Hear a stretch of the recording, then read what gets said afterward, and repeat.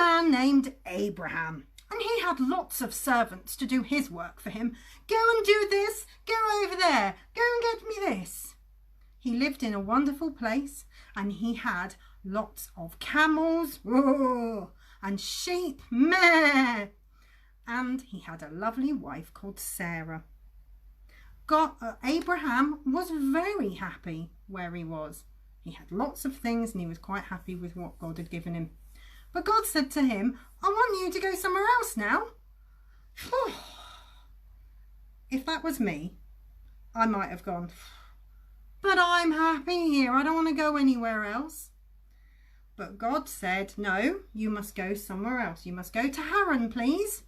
So Abraham got his camels, his sheep, meh, his lovely wife Sarah, took all of their things and off they went to Haran. And when they got there, they set up their house, they looked around, and they were quite happy with that. There was one thing though that they really would have liked. They would have liked to have a baby. But Sarah and Abraham hadn't been blessed with a baby at this point. And Sarah and Abraham were like grandpa and grandma old.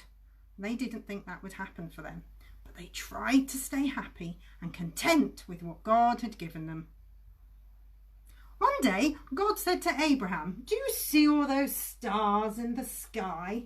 One day, you're going to be able to have more children and grandchildren and great-grandchildren than all the stars that you could see.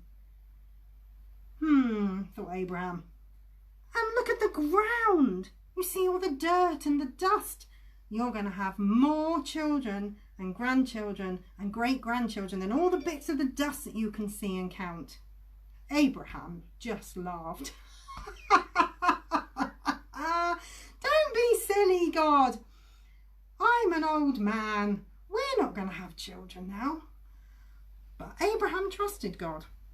And one day, 3 messengers came along to where Abraham and Sarah lived. And they gave them some food. And they washed their feet.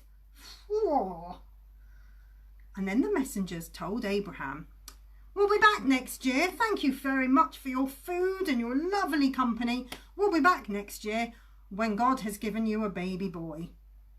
Now Sarah had been listening and Abraham had been listening, and they both just laughed again. Don't be silly. That's not going to happen. And once again, they tried to stay happy with what they already had. But do you know what? Do you know what?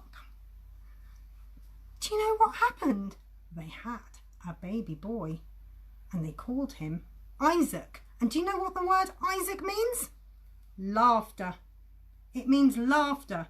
And we always think of laughter, happy, joyful times, don't we?